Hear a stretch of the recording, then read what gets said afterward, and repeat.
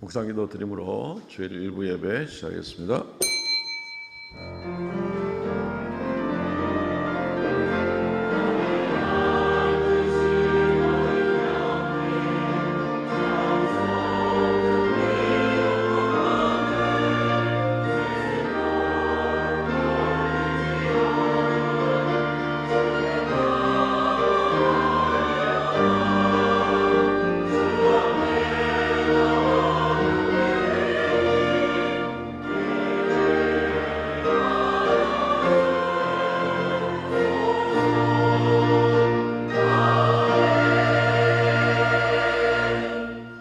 하나님이 미리 아신 자들을 또한 그 아들의 형상을 본받게 하기 위하여 미리 정하셨으니 이는 그로 많은 형제 중에서 맏아들이 되게 하려 하심이니라. 또 미리 정하신 그들을 또한 부르시고 부르신 그들을 또한 의롭다 하시고 의롭다 하신 그들을 또한 영화롭게 하셨느니라.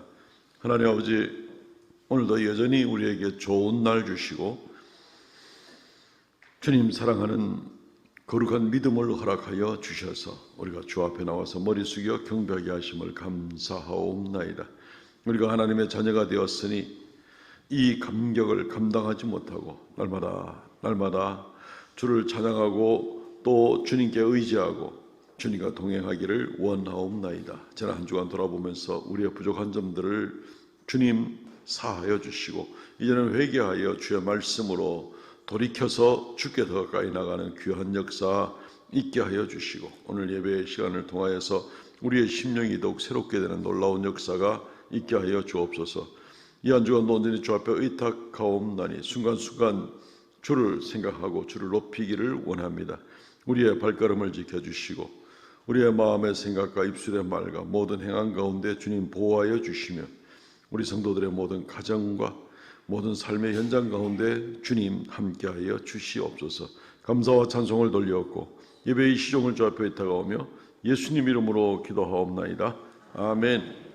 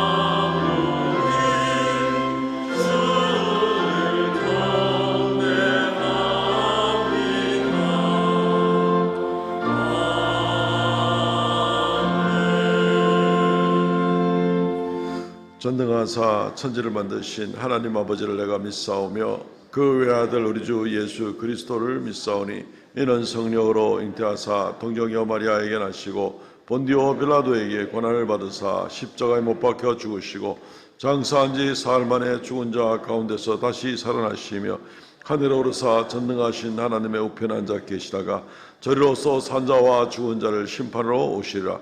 성령을 믿사오며 거룩한 공예와 성도가 서로 교통하는 것과 죄를 사하여 주시는 것과 몸이 다시 사는 것과 영원히 사는 것을 믿사옵나이다. 아멘.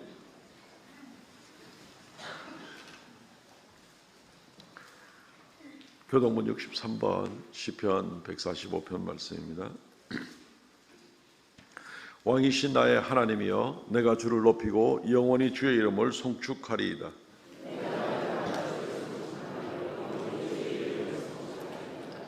여호와는 위대하시니 크게 찬양할 것이라. 그의 위대하심을 측량하지 못하리로다.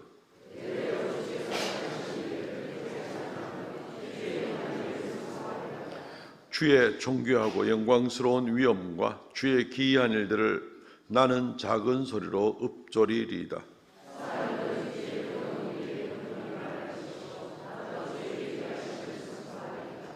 그들이 주의 크신 은혜를 기념하여 말하며 주의 의를 노래하리이다.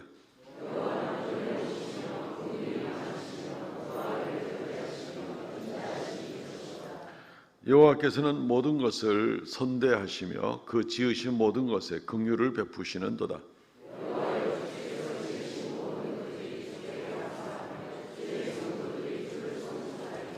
아멘.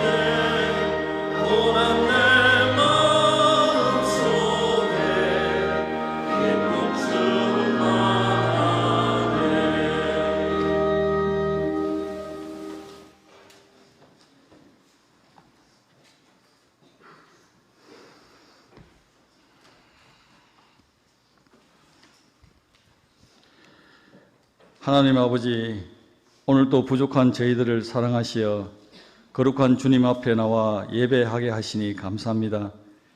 이 자리에 임재하셔서 우리가 드리는 경배와 찬양을 받으시고 한 주간의 삶을 돌아보며 회개하는 모습으로 임하게 하옵소서.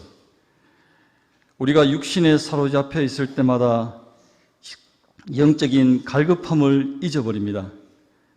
여호와를 앙망함으로 영의 갈급함이 늘 있기에 해갈되는 복을 내려주시며 하나님의 말씀과 성령의 갑주를 입어 충만한 삶을 살게 하옵소서. 우리의 사업터나 직장이 힘들고 피곤한 광야 같은 곳일지라도 하나님의 임재하심으로 그 자리가 성소가 되게 하시고 예배자의 자리로 나아가 세상의 빛과 소금의 역할을 다하게 하옵소서. 오늘 11월 12일 주일에는 행복축제로 섬기려고 합니다. 교회 성도들이 예수 닮아가기를 사모한 처음 믿을 때의 순수한 모습들을 기억하게 하시고 본이 되므로 전도자로서의 사명을 다하게 하옵소서. 이번에 교회에 새로 오시는 분들이 하나님의 은혜로 말미암아 새로 태어나는 기쁨을 맛보게 하시고 비록 여러 가지 아픔과 고뇌로 인해 성전에 첫 발을 내디었으나 영원한 하나님의 참된 사랑을 느끼게 하시고 항상 의에 줄이고 목마름으로 하나님을 찬양하는 복된 사람으로 거듭나게 하옵소서. 기존의 교회에 등록하고서 코로나 등의 영향으로 출석지 못하는 성도들도 신앙의 회복이 있게 하시고 어떠한 유혹 속에서도 흔들리지 않는 신실한 주의 백성들이 되게 하옵소서.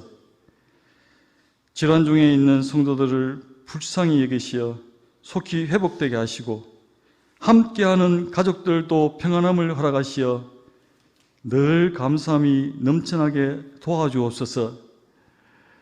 아버지 하나님, 지금 이 시간 오랫동안 병원에 있다가 이렇게 또 저희들과 함께한 신앙의 동지인 김성민 집사님이 함께 하게 되었습니다. 아버지 하나님, 성령이 충만하게 하여 주시고 주님 아버지, 이렇게 봉사할 수 있는 나이에 이런 상황에 처해 있었습니다. 주님께서 도와주신 은총 너무나 감사드립니다. 치료를 더욱더 잘하여서 더욱 하나님의 충성된 일꾼이 될 수 있도록 주님께서 허락하여 주시옵소서. 최근 세계 각지에는 전쟁과 재해로 인해 수많은 사상자가 발생이 됩니다.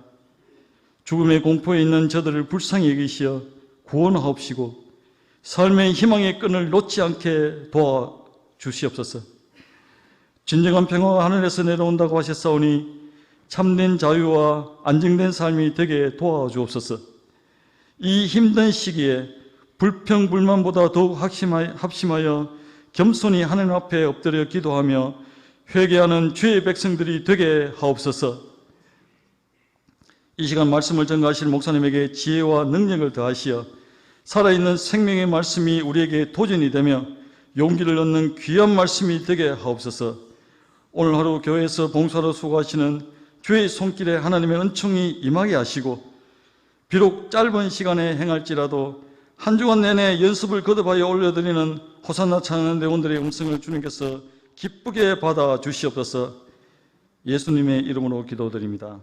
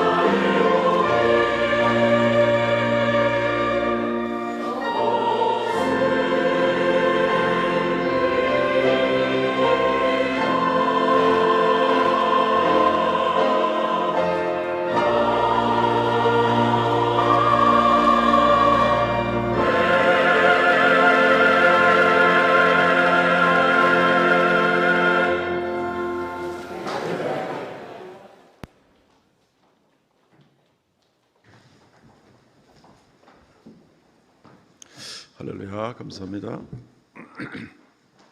하나님의 말씀 봉독하겠습니다. 사도행전 13장 48절 말씀입니다. 한 절 말씀입니다. 사도행전 13장 48절 말씀. 이방인들이 듣고 기뻐하여 하나님의 말씀을 찬송하며 영생을 주시기로 작정된 자는 다 믿더라. 아멘. 칼빈주의 5대 교리의 네 번째, 불가항력적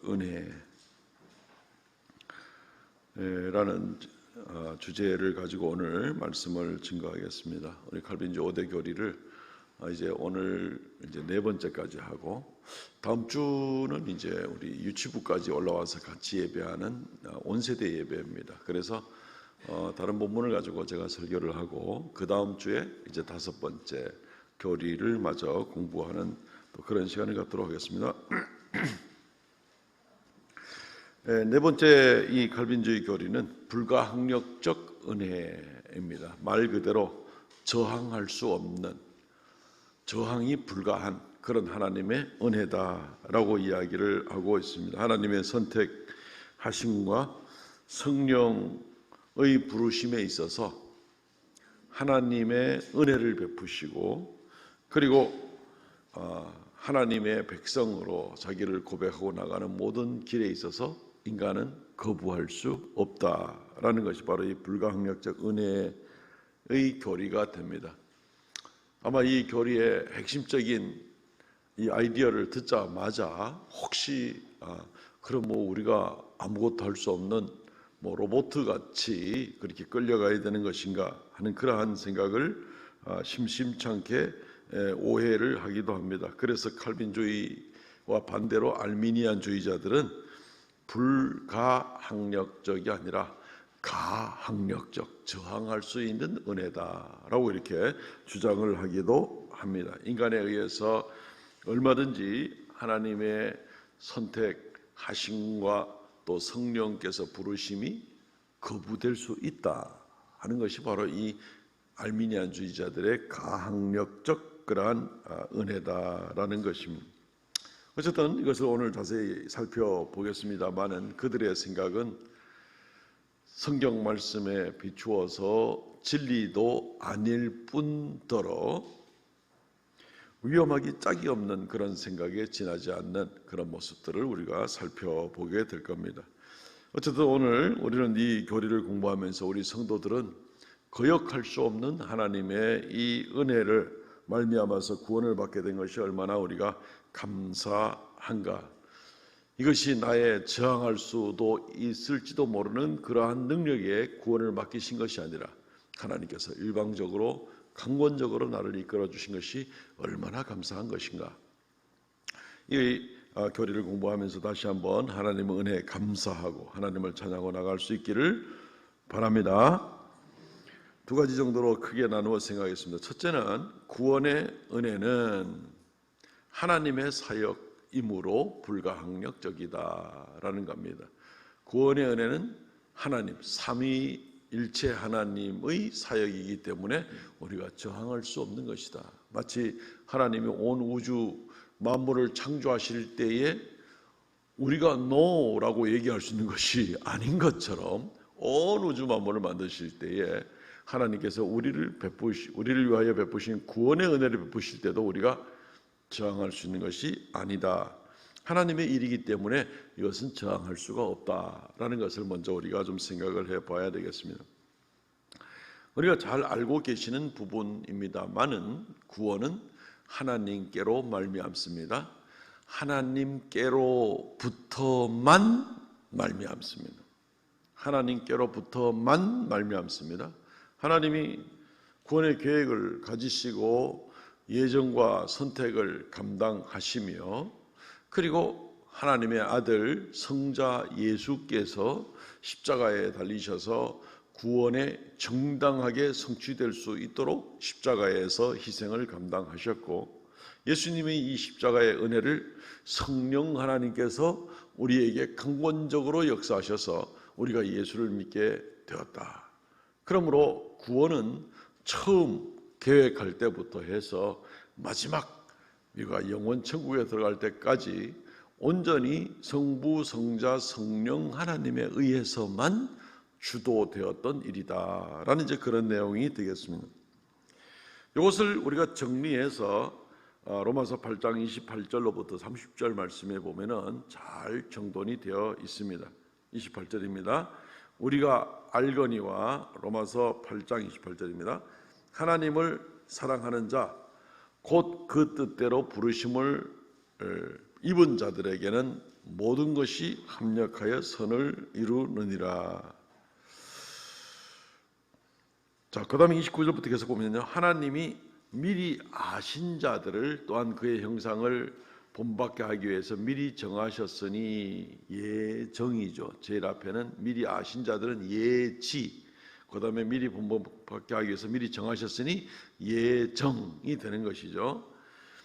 그리고 나서 그로 많은 형제 중에서 맏아들이 되게 하려 하심이라. 30절, 또 미리 정하신 예정한 그들을 부르시고, 소명이라고 합니다. 소명, 성령께서 강력하게 역사하셔서 부르신다, 효과적으로 부르신다. 그래서 효과적 소명 또는 유효적 소명이라는 말을 씁니다. 부르시고, 부르신 그들을 또한 의롭다 하시고, 칭의죠. 칭의, 의롭다 칭해 주시고, 의롭다 하신 그들을 또한 영화롭게 하셨느니라. 영화의 단계로 나가는 것을 보게 되는 겁니다.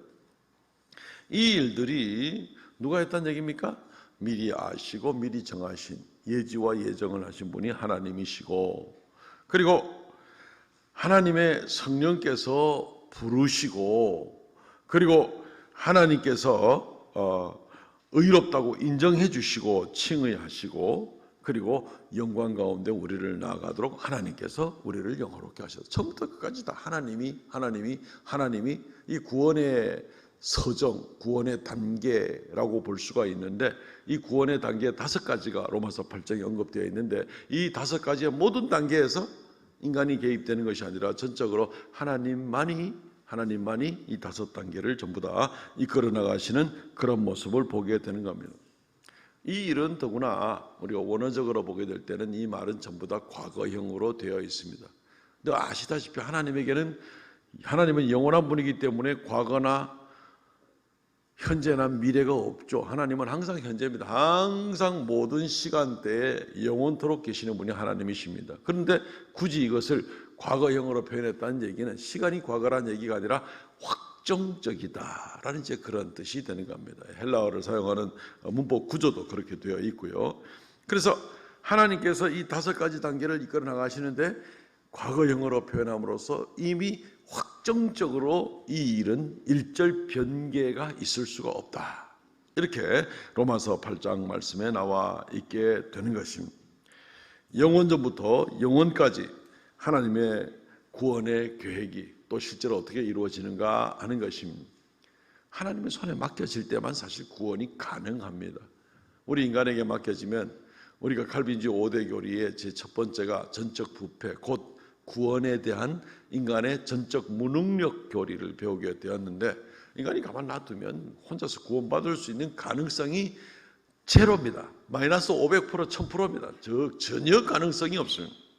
하나님의 손에 맡겨졌기 때문에 비로소 구원에 이를 수가 있게 되는 것이고, 이것이 또한 실제로 예수 그리스도에게 하나님과 성부와 성자와 성령은 다 한 분 하나님이시니까, 하나님이 정하신 분을 성자 예수께서는 그 사람들만을 위해서 십자가에 달려 돌아가시는, 여기 우리가 제한속죄결이다라고 말씀을 드렸죠. 그죠? 제한속죄다.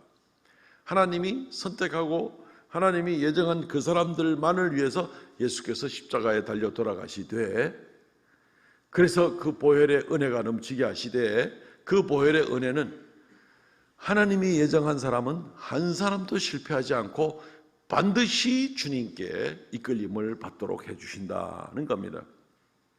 요한복음 6장 37절 말씀, 아버지께서 내게 주시는 자는 다 내게로 올 것이요 내게 오는 자는 내가 결코 내쫓지 아니하리라.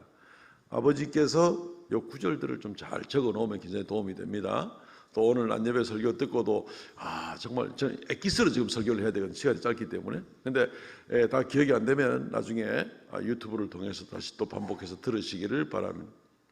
아버지께서 내게 주시는 자, 하나님이 예정하신 자는 한 명도 빠짐없이 다 내게 오게 될 것이요 그는 내어 쫓기지 않게 될 것이다 라고 얘기를 남김없이 완전히 구원해 주시는 바로 하나님의 섭리를 우리가 볼 수가 있습니다. 예수 그리스도에게 나오지 않으면 생명이 없는 겁니다. 우리 속에 생명이 있습니까? 생명이 있습니까? 네, 생명이 있죠. 그런데 우리 속에 있는 생명이라는 것이 만약에 모태로부터 난 생명만 있다면 생명이 있는 게 아닙니다. 죄 가운데 태어난 생명, 죽을 수밖에 없는 생명, 심판을 받을 수밖에 없는 생명, 그건 생명이 아닌 거죠. 죽음을 위해서, 사망을 위해서, 심판을 위해서 조금 더 남겨진 길을 가는 것밖에 없는 것이 그것은 진정한 생명이 아닙니다. 우리가 영원한 생명을 얻으려면 새로운 생명을 얻어야 됩니다. 그 새로운 생명은 무엇인가 하면 예수 그리스도가 바로 생명입니다. 예수님이 말씀하셨잖아요. 내가 곧 길이요 진리요 생명이니. 생명은 예수님이 던져준다, 건네준다는 정도가 생명이 아니고 예수님이 하시는 말씀은 내가 곧 생명이니 라고 얘기하고 있습니다. 생명은 예수에게만 있습니다. 생명은 예수님은 곧 생명입니다. 그럴 때 누구든지라도 예수님을 소유하지 않으면 마음에 영접하고 예수님과 연합되어서 예수님과 함께하는 예수님을 소유하는 것이 없이는 그 사람은 생명을 소유하지 못한 사람입니다. 영원한 생명은 예수님이기 때문에 그렇습니다. 예수 외에는 어떤 생명의 길이 없기 때문에 그렇습니다. 예수님에게 있는 생명만이 부활로 나갈 수 있는 생명이고 죄 용서받은 생명이고 영원한 생명이고 그 생명만이 하나님의 나라를 유업으로 이어받을 수 있는 생명이 바로 그 생명입니다. 그렇기 때문에 예수 그리스도를 마음에 품고 그를 굳건히 믿고 그와 하나가 된 그러한 사람은 생명이 있는 사람입니다. 예수 그리스도가 없는 사람은 지금 호흡하고 바깥 세상을 돌아다니면서 생활을 한다 하더라도 그것은 생명이 아닙니다. 곧 멸망할 수밖에 없는 시한부 생명에 지나지 않는 것이죠. 그건 진정한 생명일 수가 없습니다. 죄 가운데 사는 생명이고 그것은 멸망으로 가는 그러한 길이기 때문에 그러한 생명은 생명이 아닌 것입니다. 하나님께로만 오는 생명이고 하나님의 계획으로만 얻어질 수 있는 구원이고 그리고 예수 그리스도를 통하여서 우리에게 주어진 그런 생명이 되는 것입니다. 그런데 이 예수 그리스도의 생명이라는 것이 우리 속에 들어오고 우리가 예수님을 소유함으로 예수 안에 있는 그 생명을 같이 소유하게 되는 그런 사람이 된다는 것은 성령 하나님의 역사로만 이것이 가능합니다. 그렇지 않고는 불가능한 겁니다. 두 구절을 봅니다. 고린도후서 5장 17절 누구든지 그리스도 안에 있으면 새로운 피조물이라 이전 것은 지나갔으니 보라 새 것이 되었도다. 누구든지 그리스도 안에 있으면 새로운 피조물이라 이전 것은 지나갔으니 새 것이 되었도다. 그리스도 안에 있으면 새로운 피조물, 새로운 생명이라는 겁니다. 그리스도 안에 없으면 새로운 생명이 없습니다. 새로운 피조물이라는 것은 내가 무슨 생활 습관을 좀 바꾸는 것이 새로운 피조물이 된다는 것이 아니라 내 속에 생명이 새로운 생명이 들어오게 되는 것을 말하고 내 주인이 바뀌는 것을 말하고 내 삶의 주관자가 바뀌는 것을 말하는 것이 바로 새로운 피조물이 되는 것입니다. 하나님과 함께 할 수 없었던 사람이 이제는 하나님과 함께 할 수 있는 그러한 것이 새로운 피조물. 고린도후서 5장 17절 말씀은 엄청난 말씀입니다. 엄청난 말씀. 자, 어쨌든 이러한 새로운 생명이 그리스도 안에 있으면 비로소 우리가 얻을 수 있는 것인데 이것이 성령으로 말미암아서만 가능한 것이다. 신비하기 짝이 없는 놀라운 새 생명인데 이 생명을 소유하는 것이 내 힘으로 될 수 있는 무슨 방법으로 무슨 사법고시를 친다고 해가지고 이것이 새 생명이 생기는 것이 아닙니다. 성령으로 말미암아 생겨나는 것이죠. 디도서 3장 5절 우리를 구원하시되 우리가 행한 바 의로운 행위로 하지 아니하고 오직 그의 긍휼하심을 따라 중생의 시선과 성령의 새롭게 하심으로 하셨나니, 새 생명을 주시는 새롭게 하는 역사는 바로 성령으로 말미암아, 새로운 생명을 얻는 역사는 성령으로 말미암아 이루어지는 바로 그런 일이 되는 것입니다. 이 새 생명을 얻은 사람은 새로운 삶을 살게 되고 하나님과 새로운 동행을 시작할 수 있는 그런 사람이 되고 성령의 새로운 열매를 맺을 수 있는 바로 그런 사람이 되는 것이죠. 다시 한번 정리해 드리면 우리의 구원이라는 것은 전적으로 성부, 성자, 성령 삼위 하나님의 작품입니다. 삼위 하나님의 작품이기 때문에 거역할 수가 없습니다.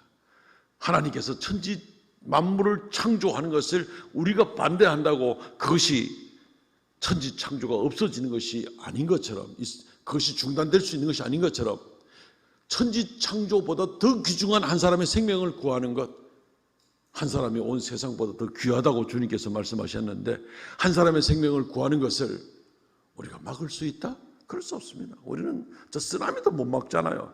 지역적으로 일어나는 쓰나미도 못 막는데 온 우주 만물을 만드시는 하나님을 막는다고요? 그 하나님이 나를 구원하시는 더 소중한 일을 위해서 전격적으로 역사하시는 이 하나님의 은혜를 막는다고요? 불가능한 일입니다. 불가항력적 은혜라는 겁니다. 하나님의 역사인 것이지요.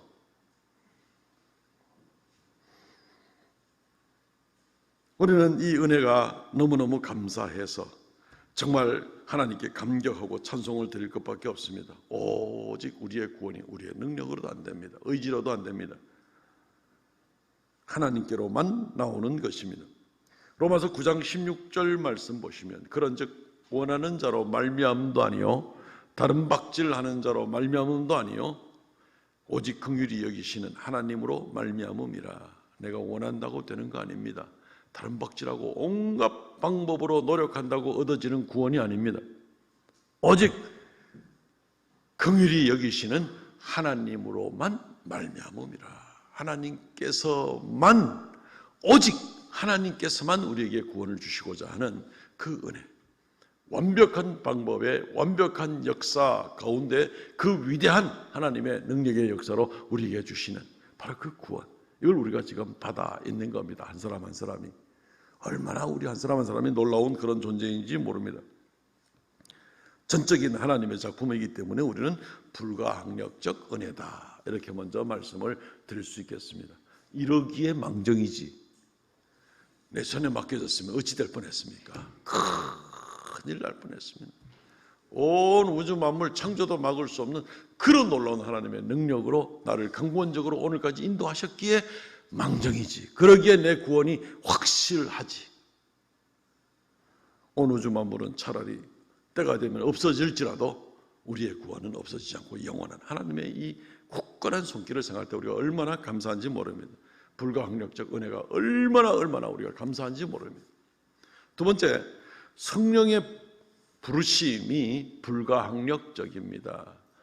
이미 소개가 된 부분이지만 우리를 효과적으로 부르시는 것은 직접적으로 우리를 간섭하셔서 우리를 이끄시고 우리로 하여금 예수 그리스도를 주님으로 고백하게 만드시는 그 역사는 성령으로 말미암아 이루어지게 됩니다. 앞선 시간에도 소개는 되었습니다마는 알미니안주의자들은 인간이 성령의 부르심을 자기 의지로 거역할 수 있다고 생각을 하고 있습니다. 그리고 인간이 의지로 거부하는 성령은 나에게 역사할 수 없다고 생각을 합니다. 얼핏 보면 인간 중심으로 생각하면 그럴 수도 있지 않겠나 하는 생각이 들지는 모르겠습니다. 인간이 선택하고 인간이 허락하는 범위와 조건 안에서만 성령이 역사할 수 있다는 바로 그런 내용이 되겠죠.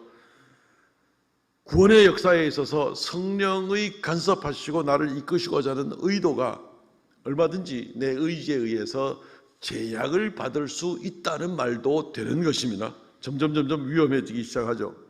결국 하나님의 구원의 은총이 사람에 의해서 거부될 수 있다는 것이 알미니안주의자들의 주장입니다. 그리고 봐라, 사람들 사는 거 보니까 그런 모습 있지 않느냐라고도 주장을 하기도 합니다. 거듭 말씀드리지만 알미니안주의자들의 이런 생각들은 틀린 생각들입니다. 그들은 사람의 자유의지에 의해서 성령의 부르심이 거부될 수 있다고 이야기를 하는 것 자체는 얼마나 위험한가 하면은 하나님이 인간보다 무능하다는 것을 드러내는 결과밖에 되질 않습니다. 하나님이 뜻하셔도 사람이 노하면은 그걸로 다 노가 되고 만다는 것입니다. 하나님을 굉장히 아주 유약하고 아무것도 아닌 존재로 만들어버리는, 인간이 더 주도권을 가진 더 강력한 존재라는 것을 나타내는 불경죄를 짓는 것이나 마찬가지입니다. 이 사람들이 주장대로 만약에 내가 허락할 때만 성령이 역사할 수가 있다는 식으로 돼가지고 내가 주관을 할 수 있는 것이 구원이라면, 전에도 한번 말씀드렸습니다. 우리의 구원은 불안하기 짝이 없을 겁니다. 하루에 12번도 더 바뀌는, 그게 무슨 구원입니까? 맨날 죽을까 봐 걱정하는 것밖에 되지는 않는 것이죠. 또한 이들이 자유의지로 말미암아 성령을 거부할 수 있다라고 얘기를 했지만 말 자체가 엉터리고 어폐가 있는 겁니다. 우리는 자유의지를 통해서 작은 선을 행할 수도 있습니다. 이따금 선을 행할 수도 있습니다. 그러나 우리 자유의지로 결코 벗어날 수 없는 것이 하나 있죠. 죄입니다. 죄를 짓고 싶은 욕망들이 우리 속에 있는 겁니다. 안 지으려고 애를 써도 자꾸 죄에 대한 생각이 날 수가 있습니다. 아무리 인간의 힘으로 정복하고 그 생각들을 꺾어버리려고 해도 그것이 완전히 내 의지로 꺾여지지 않습니다. 결국은 죄에 매여서 벗어나지를 못하는 겁니다. 이걸 가지고 노예의지다라는 용어를 씁니다. 노예의지다.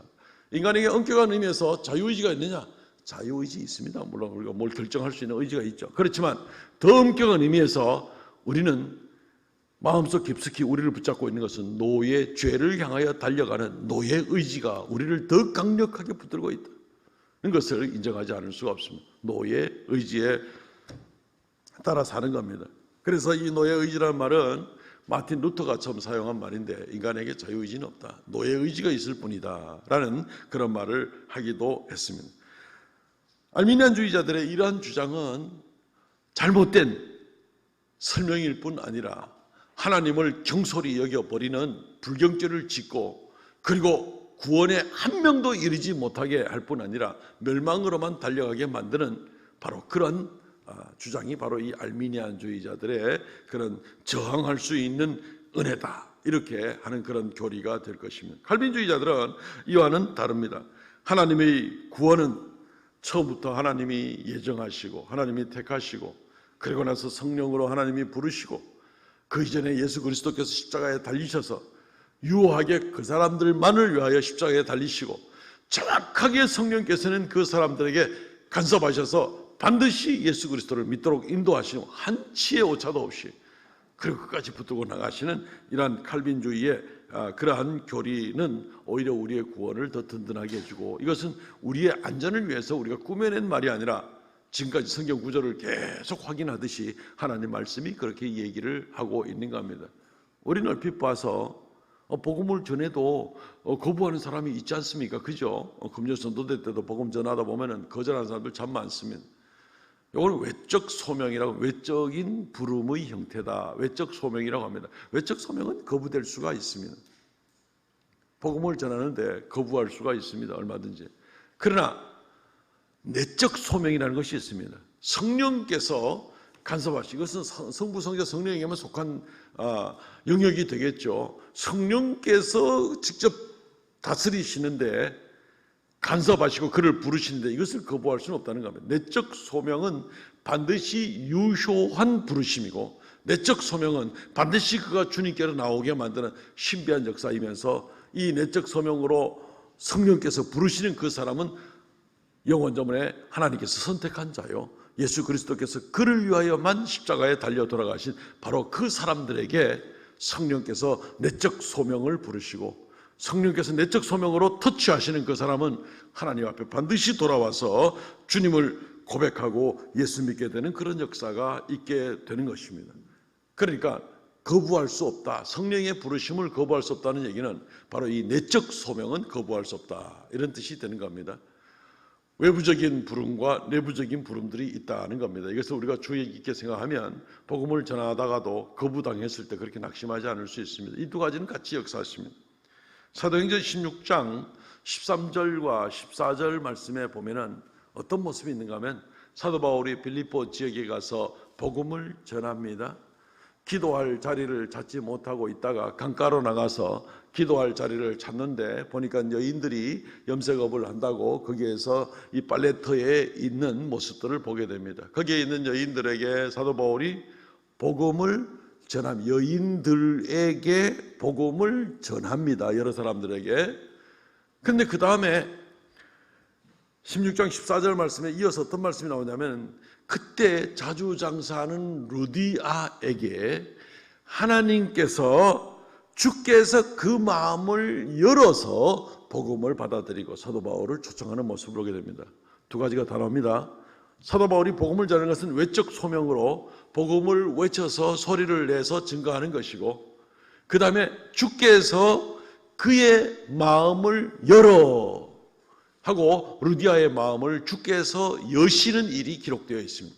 그 일을 바로 그의 내적 소명이고 그때 루디아는 감동 가운데 사도 바울을 우리 집에 와서 예배 드리자 이래가지고 거기서 빌립보 교회가 시작되었던 것을 우리가 볼 수가 있습니다. 그러므로 성령의 내적 소명은 반드시 그 사람을 회개로 초청하고 믿음으로 인도하게 되어서 하나님의 자녀가 되게 만드시는 거역할 수 없는 은혜다라는 것을 우리가 보게 되는 겁니다. 얼마나 안전하고 좋습니까? 틀림없이 그렇게 된다는 거 아닙니까? 얼마나 감사합니까? 이런 하나님의 은혜임에도 불구하고 사람들은 여전히 오해 같은 것을 참 좋아합니다. 그럼 이 불가항력적 은혜라는 것이 좀 너무 강제적이지 않는가? 뭐 이렇게 생각을 해 볼 수가 있는 거죠. 그럼 오해하는 사람들 얼마든지 많습니다. 로마서 8장 35절, 38절, 39절 말씀 보시면 사실 이 포기하지 않는 하나님의 유효한 부르심, 그 저항할 수 없는 그 은혜라는 것은 로마서 8장 35절, 38절, 39절로 다시 한번 바꿔서 말을 할 수가 있을 것입니다. 누가 우리를 그리스도의 사랑에서 끊으리요? 환난이나 공고나 박해나 기근이나 적신이나 위험이나 칼이랴? 38절 내가 확신하노니 사망이나 생명이나 천사들이나 권세자들이나 현재일이나 장래일이나 능력이나 높음이나 깊음이나 다른 어떤 피조물이라도 우리 주 그리스도 예수 안에 있는 하나님의 사랑에서 끊을 수 없느니라.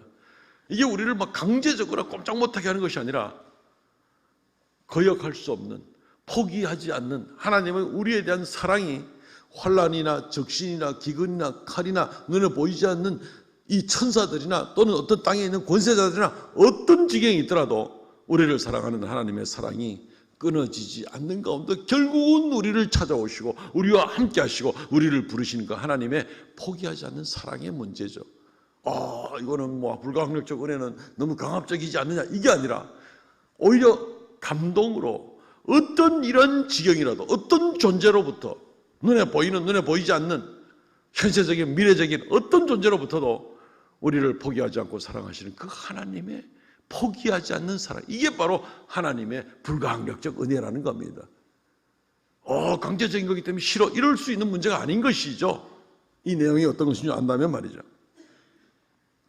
오히려 그분의 은혜에 감사하고 사랑에 감사하고 무릎 꿇고 나갈 수밖에 없는 그런 일이 되게 될 것입니다. 저항할 수 없는 폭력이나 강압이 아니라 저항할 수 없는 사랑이요, 저항할 수 없는 은혜가 바로 이 불가항력적 은혜라는 것입니다. 이 교리를 든든히 붙잡고 나가시기를 바랍니다. 어떤 사람은 또 이렇게 오해를 합니다. 아니, 거부할 수 없다는 것은 우리 인간의 자유의지가 방해되는 거 아닌가 하고 또 생각을 하고 있습니다. 그러면 별로 기분 안 좋지라고 생각을 하고 있습니다. 여기에 대해서는 길게 말씀을 드리지 않겠습니다. 하나님께서 우리를 부르실 때에 정말 우리를 찝찝하게 막 우리의 의지는 일러가고 싶은데 막 저쪽으로 억지로 끌고 가는 자유의지가 완전히 제약을 받는 그런 걸로 생각을 하고 기분 나쁘게 만들고 하나님이 그러시겠습니까? 그렇지 않습니다. 오히려 그리스도 예수께 나오는 자들은 주님이 불러주심에 감사함으로 기쁨으로 감동으로 나오게 되는 겁니다. 성경에 기쁨이라는 말이 참 많이 나오게 되는데 제일 큰 기쁨은 이 세상에 있는 여러 가지 일들로 인한 그런 기쁨보다도 주께서 나를 택하시고 부르신 것이 가장 큰 기쁨이 되는 것입니다. 사도행전 13장 48절 말씀, 오늘 설교 말씀의 본문이죠.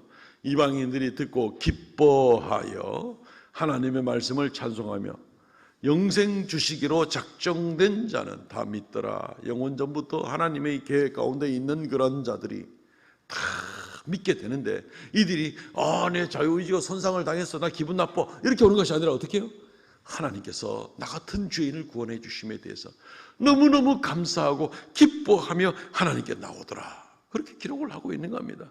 유대인이나 이방인이나 간에 말이죠. 요한복음 15장 11절 말씀에도 내가 이것을 너희에게 이르면 내 기쁨이 너희 안에 있어 너희 기쁨을 충만하게 함이라. 예수 그리스도를 믿는 것, 주께 부름을 받는다는 것은 큰 기쁨입니다. 빼앗길 수 없는, 땅에서 얻을 수 없는 영원한, 참으로 놀라운 하나님의 가족이 되는 이러한 큰 기쁨을 얻는 것을 우리는 예수 안에서 받게 되는 것인데, 이것이 내 자유의지가 상해서 기분 나빠, 이런 문제겠습니까? 이럴 수 있는 문제가 아닙니다. 혹시 여러분들 중에서 예수 믿고 구원받게 된 거 혹시 기분 나쁘게 사는 분 계십니까? 여러분들 가운데? 기분 오늘 막 배렸어, 내가 오늘 예수를 믿게 됐어, 오늘 완전히 기분 잡쳤어, 그런 분 계세요 혹시? 그런 분은 가셔도 됩니다. 그럴 수가 없는 것이죠. 우리가 어떤 지경의 사람이었는데, 우리가 날 때부터 어떤 존재들이었는데, 어떻게 어둠에 있고 어떻게 공중권세 잡은 자의 손에 잡혀가지고 헤어나지도 못하고 멸망당할 수밖에 없는 그런 인생이었는데, 그런 우리가 주님의 이 불가항력적 은혜로 택하시고 성령으로 우리를 간섭하셔서 부르셔서 예수 그리스도를 믿게 하셔서 이제 이 죄용서와 영생을 얻게 된 이 자리에 있게 되었을 때, 이게 지금 자존심 상하고 기분 나쁘고 할 문제가 아닙니다. 이것이야말로 더없이 영광과 감사 가운데 기뻐할 수밖에 없는 바로 그런 일이 있는 겁니다. 이제부터는 우리는 적어도 하나님과 동행할 수 있는 그런 사람들이거든요. 하나님과 동행할 수 있는 사람들입니다. 큰 소리 치고 사셔도 좋습니다. 내가 누군 줄 알아? 하면서 뭐 카드 흔들고 다니는 그거 말고, 내가 누군 줄 알아? 하나님의 자녀야. 하나님이 나와 동행하셔. 예수께서 나를 위하여 돌아가셨어. 정말 이것은 자부심과 기쁨 가운데 나갈 일이죠. 한 가지 오해만 더 보기를 원합니다. 성도들이 묻는 질문 가운데 이런 질문과 오해가 있을 수 있습니다. 아니, 성령께서 내적 소명으로 유효하게 우리를 부르셨으면 저항할 수 없는 그 은혜로 인해서 누구라도 예수 믿게 돼 있는데, 그럼 말로 전도해요? 라고 성도들이 꼭 그런 질문을 하는 경우들이 있습니다.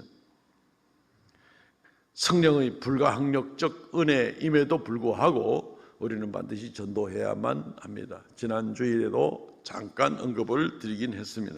고린도전서 1장 21절 말씀에 하나님의 지혜에 있어서는 이 세상이 자기 지혜로 하나님을 알지 못하므로 하나님께서 전도에 미련한 것으로 믿는 자들을 구원하기를 기뻐하셨도다.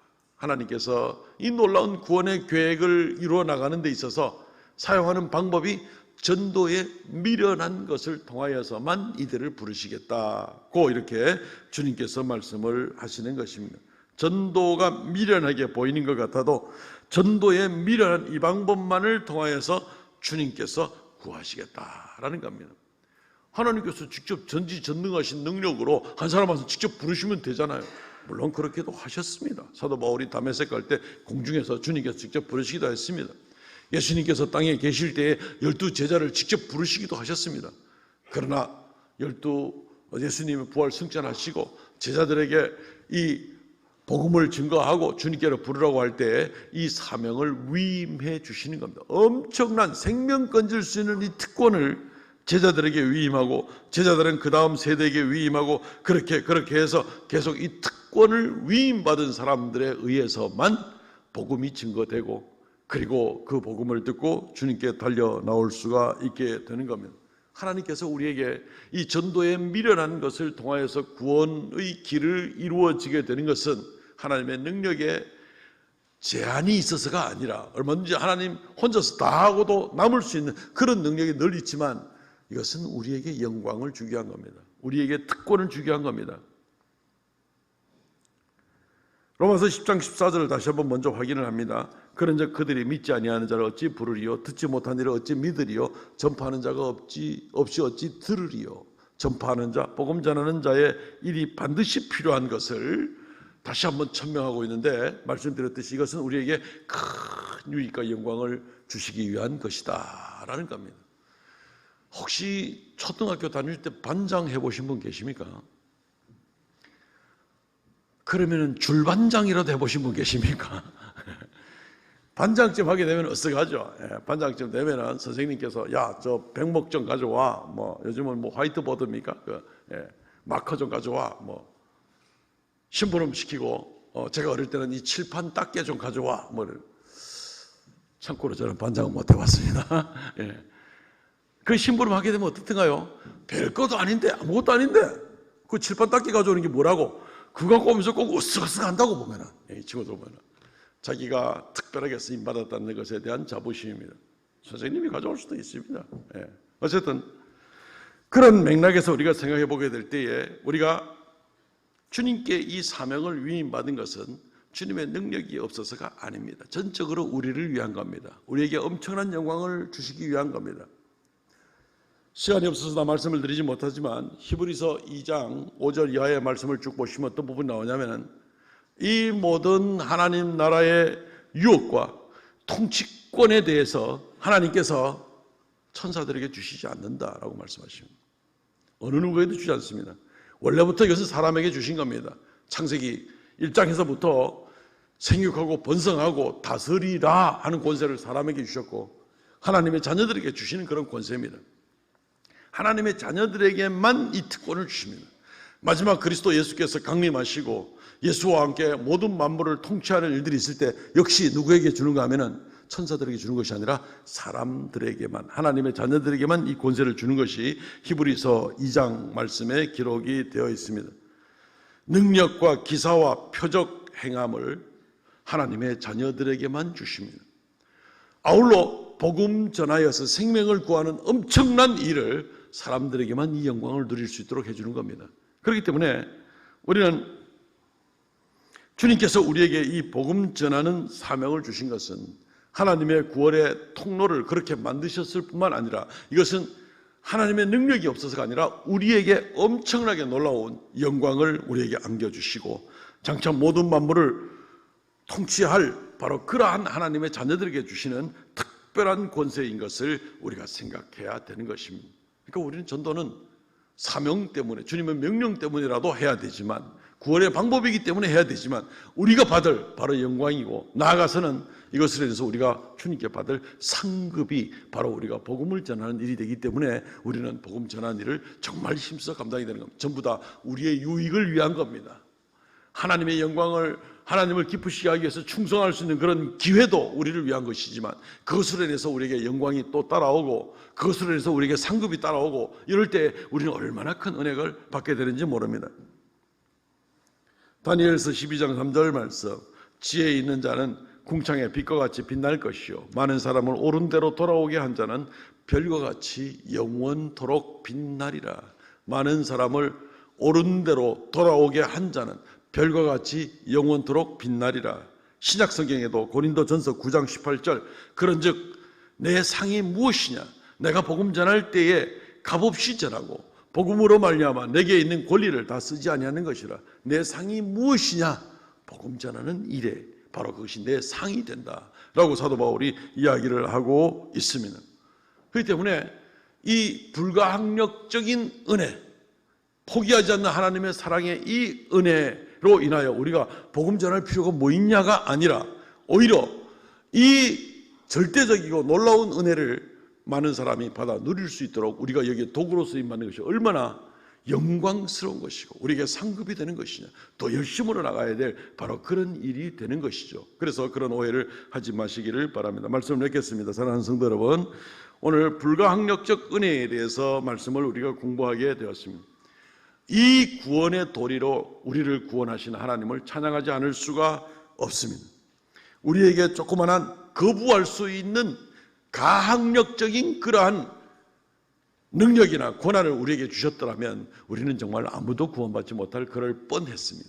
이 불가항력적 은혜 때문에 우리가 오늘까지 하나님을 믿고 주 앞에 달려오게 되고 앞으로의 길도 우리가 든든하게 믿음 가운데 나갈 수 있게 될 것이기 때문에 얼마나 이 은혜가 구원의 모든 시작과 섭리하시고 이끌고 나가시는 것이 거부할 수 없는 하나님의 은혜에만 오직 달렸다는 것이 얼마나 우리에게 큰 은혜가 되고 얼마나 감사한지 모릅니다. 이것을 깨닫고 주 앞에도 감사하며 이 한 주간을 주 앞에 살아가시는 모든 성도 되시기를 주의 이름으로 축원드립니다. 아멘. 말씀을 생각하시면서 한 2, 3분간 통성으로 간절하게 기도합니다. 하나님 아버지 은혜를 감사합니다. 불가항력적인 은혜로 말미암아 우리를 구원하시고 아버지 하나님께서 우리에게 든든한 믿음을 주셔서 오늘까지 나오게 하심을 감사합니다. 모든 것이 주의 은혜요, 모든 것이 주의 은혜요, 모든 것이 거역할 수 없는 주님의 큰 사랑인 것을 깨닫고 이제는 어떠한 일이 있든지 더욱 주님만 굳게 붙잡고 주님께 매달리고 의지하고 나가는 그런 우리가 되게 하여 주시옵소서. 홀로 영광 찬송받아 주시옵소서. 오 주 하나님 감사합니다.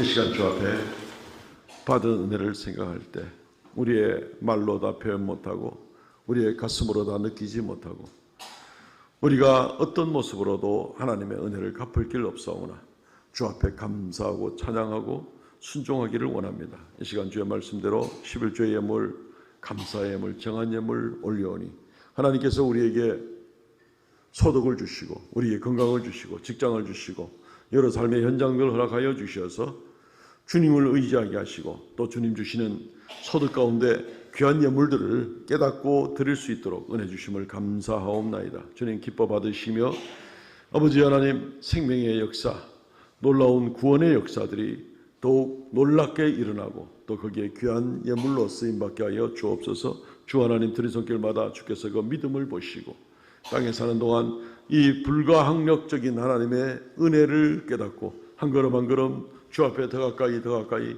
주의 은혜 앞에 무릎 꿇고 나아가는 우리가 되게 하여 주시고, 또한 이곳에 머리 숙여 예배하는 모든 성도들에게 동일한 은혜가 넘치게 하여 주시옵소서. 이 한 주간도 성도들의 가정마다 주께서 복을 더하여 주시고 함께하여 주시고 오직 주의 이끄심을 따라 나가는 우리가 되게 하여 주옵소서. 예수님 이름으로 기도하옵나이다. 아멘. 지금은 우리 주 예수 그리스도의 은혜와 아버지 하나님 극진하신 사랑과 성령의 교통하심과 새롭게 하심의 역사가 이 시간 머리 숙여 경배하는 하나님의 거룩한 백성들에게 영원토록 함께 있을지어다. 아멘.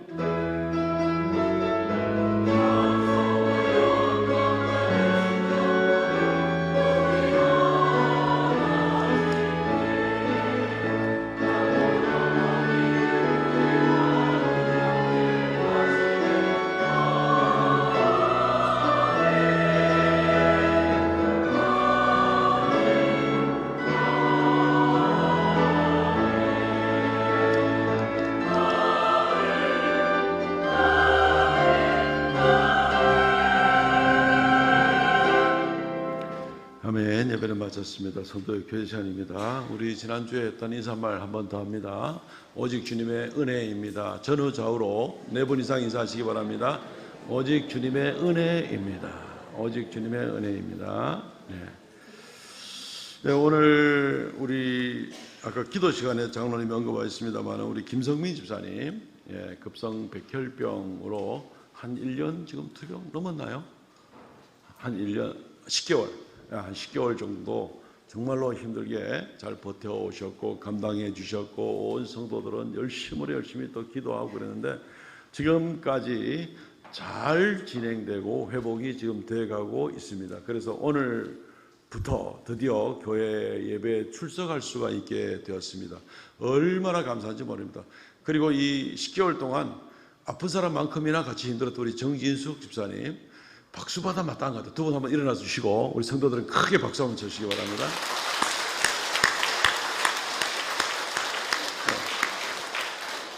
네, 이제 우리 더 완전하게 회복하셔서 이제 죽을 때까지 충성하겠답니다. 우리 김성민 지사님. 오늘 우리 김 지사님하고 혹시 교제 악수 나눌 때만 조금 주의해 주십시오. 우리 또 건강하고 김 지사님 아직까지 지금 회복 중에 있기 때문에 우리가 악수하는 일로 인해서 혹시나 김 지사님한테 조금이라도 위해가 될지 몰라서 그렇습니다. 한동안 또 무균실에도 계시고 그랬거든요. 그렇기 때문에 그렇게 인사로만 이렇게 해주시면 좋겠습니다. 반갑다 막 끌어안고 막 비비고 막 이래 하지 마시고 너무 감사한 날입니다. 주보를 참조해 주시면 권고 말씀드립니다. 이번 주 읽을 말씀 마태복음에서 누가복음까지입니다. 행복축제가 있습니다. 11월 12일 이제 얼마 남지 않았죠. 한 주 다가오고 있습니다. 전단지도 잘 활용을 해주시고 지난주에 내드린 전도 대상자 카드를 오늘 1차 내주십시오. 그리고 오늘 미처 누구를 위해서 기도하고 이번에 꼭 초청해야 되겠다 하는 생각이 아직까지 기도 중에 있으면 다음 주까지만 마감을 하겠습니다. 내주시고 1층 박스에 전도 대상자 카드 여기 있습니까? 뒤에 있네요. 바로 뒤에 나가면서 저 통에다가 넣어주시고 그렇게 가시면 되겠습니다. 그리고 본인 보관용은 잘 보관하셔서 계속 기도하시고 이번에 꼭 주의 몸된 교회로 이끄실 수 있기를 바랍니다. 전단지 이번 주까지 잘 활용해 주시고 공동체별로 릴레이 기도회가 있습니다. 10월 30일부터 11월 11일까지 있으니까 확인하시고 공동체별로 꼭 준비하셔서 시간 맞춰서 그 시간에 공동체별로 모여서 기도해 주시기 바랍니다. 오늘 성경언금 드리는 날이고요. 전기당의 모임 있고요. 남전도의 친선 모임이 체육대가 이번 토요일 오후 2시에 하늘정원에서 있게 됩니다. 남전도 회원들은 1에서 4남전도회까지 다 오시면 되겠습니다. 많이 참석하셔서 좋은 시간 되면 참 좋겠습니다. 다음 주는 온세대 예배로 드립니다. 그리고 다음 주 오후 예배는 5번째 주간이기 때문에 공동체별 모임이 있는데 행복축제를 위한 기도회로 진행해 주시기를 바랍니다. 우리 그 공동체가 전부 다 그렇게 해주시면 되겠고요. 요거가 릴레이 기도에 들어가는 건 아닙니다. 그때 해주시고 릴레이 기도회는 정한 시간에 해주시는 겁니다. 이번 주 금요기도회 봉사는 일남전도회, 오늘 점심 식사는 김재열 집사님께서 섬기십니다. 감사를 드립니다. 새가족 등록 지난주 소개했고요. 금주 성경 완독자 김영자 A 은퇴 권사님, 이재욱 은퇴 장로님, 수고 많으셨습니다. 일어나셔서 폐회송 부르고 마치도록 하겠습니다.